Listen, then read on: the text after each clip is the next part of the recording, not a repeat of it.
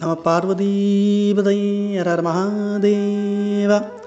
ஞானமே வடிவாகிய ஞானமான நடராச பெருமான் திருவுருளையும் சித்தாந்த சைவத்தின் ஆதி பரமாச்சாரியார் ஸ்ரீ மெய்கண்ட தேசிக உத்தமருடைய குருவர்களையும் திருக்கைலாய பரம்பரை மெய்கண்ட சிந்தானம் திருவாவடுதுறை ஆதீனம் ஸ்ரீலஸ்ரீ 24வது குருமகா சன்னிதானம் அவருடைய குருவர்களையும் அடியேன் முதற்கண் முக்கரணங்களால் வணங்குகிறேன். எல்லாரையுமே தாய் தான் காப்பாற்றி வளர்க்குறா. அதுலேயும் 2 வகையாக நாம் பார்க்குறோம். முதலாவது குரங்கு. ஒரு குரங்கு குட்டி தன்னுடைய தாயை கெட்டியாக பிடிச்சிக்குது. அது மரம் விட்டு மரம் தாவினாலும் குதிச்சாலும் வேறு என்ன பண்ணாலும் அந்த குட்டி அந்த பிடியை விடவே விடாது. இதில் ஒரு விஷயம், ஒருவேளை அந்த குட்டி தவறி கீழே விழுந்துட்டுனா அந்த குரங்கு இனிமேல் அதை கண்டுக்காதுன்னு வேற சொல்கிறாங்க. இது ரொம்ப கஷ்டம். சரி, 2வது வகை பூனை. ஒரு பூனை அது ஒரு சந்தேக பிராணி. அது தன்னோட குட்டிகளுக்கு ஏதாவது ஆபத்து வந்துருமோன்னு ஒரு இடத்துலேருந்து இன்னொரு இடத்துல கொண்டு வைக்கும், இன்னொரு இடத்துலேருந்து வேற ஒரு இடத்துல கொண்டு வைக்கும். அது தன்னோட பல்லில் கவ்விட்டு போய் அந்த குட்டிகளை இடம் மாற்றிக்கிட்டே இருக்கும். இப்போது தாயிற் சிறந்த தயாவான தத்துவனாக இருக்கக்கூடிய நம்ம சாமி தான் எல்லாரையும் காப்பாற்றுறாரு.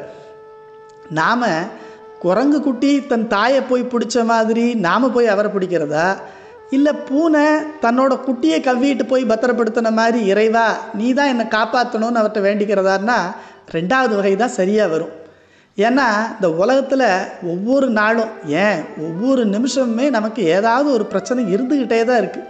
அப்படி இருக்கும்போது இதையெல்லாம் விட்டுட்டு அதை மறந்து நாம் போய் எங்கே அவரை பிடிக்கிறது? அவன் அருளாலே அவன் தாழ் வணங்கின்னு சொன்ன மாதிரி அவனுடைய அருள் தான் நம்மை பாதுகாத்து அருள் புரிகிறதோட நம்ம இந்த தீமையிலிருந்து விலக்கணும். இல்லாட்டாலும் அவர் தான் அருள் கொடுக்குறாரு.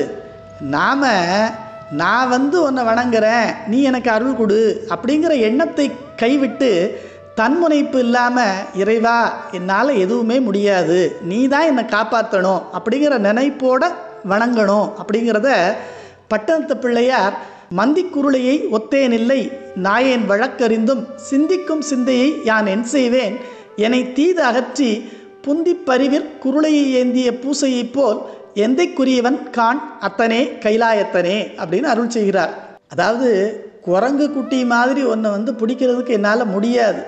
இந்த விவரம் தெரிஞ்சு இந்த உலக பந்தங்களெல்லாம் விட்டுட்டு நான் உன்னை பிடிக்கிறதுங்கிறது நடக்காத காரியம். அதனால் நீ என்ன பண்ணணும், என்னை தீமைகள்லேருந்து அகற்றி என்னை பாவம் செய்ய விடாமல் தடுத்து எனக்கு நல்ல புத்தியை கொடுத்து, பூனை எப்படி தன்னோட குட்டிகளை பிடிச்சிட்டு போய் வேற ஒரு பத்திரமான இடத்துல வச்சு பாதுகாத்து வளர்க்குமோ அதுபோல் நீ என்னைய உன்னுடைய அருளால் நிறைச்சி இந்த உலக பந்தத்திலேருந்து என்னை விடுவிச்சு நீ எனக்கு நல்ல புத்தியை கொடுத்து நான் தவறு செய்யாமல் என்னை நல்ல வழியில் நடத்தி உன்னை வணங்கி உன்னுடைய அருளை பெறுவதற்கு மனமிறங்கி உன்னுடைய கருணையை தந்தருள வேணும் அப்படின்னு வேண்டிக்கணும்.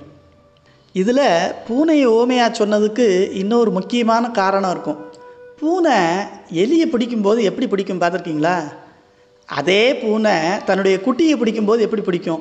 ஒரே பல்லை வச்சு தான் எலியை பிடிக்கும்போது அதோட தன்மை வேறையாகவும் தன்னுடைய குட்டியை கவும்போது அதனுடைய தன்மை வேறையாகவும் இருக்கிறத பார்த்தோன்னா இதிலிருந்து நமக்கு என்ன புரியுதுன்னா, இறைவன் தவறு செய்வர்களை திருத்துவதற்காக அவங்களுக்கு தண்டனை கொடுத்து அவங்களுடைய வினை பயனை ஊட்டி கழிக்கிறார். அதே தன்னுடைய அடியார்களுக்கும் வினை பயன் இருக்குது. அவங்களுக்கு எப்படின்னா, அவங்களுக்கு துணையாக இருந்து கவசமாக இருந்து அந்த வினையை அனுபவித்து கழிக்கும்போது அவர்களுக்கு மேல் வினை ஏறாதபடிக்கு அவர்களுக்கு இருவினை ஒப்பை கொடுத்து அந்த வினையிலிருந்து அவர்களை நீக்கி அருளுகிறார் அப்படிங்கிறது இதிலிருந்து தெரியுது. இதைத்தான் சைவத்துறையில் குரங்கு குட்டி தன் தாயை பிடித்ததை மர்க்கட நியாயம்னும் பூனை தன்னுடைய குட்டியை கவ்வி சென்றதை மார்ஜால நியாயம்னு சொல்கிறாங்க. இப்போ நமக்கு எது ஒத்து வரும் அப்படின்னு பார்த்தோன்னா நம்ம இறைவன்கிட்ட வேண்டிக்கிறது மார்ஜால நியாயத்தை தான். சிவா திருச்சிற்றம்பலம். நம்ம பார்வதீபதை ஹர மகாதேவா.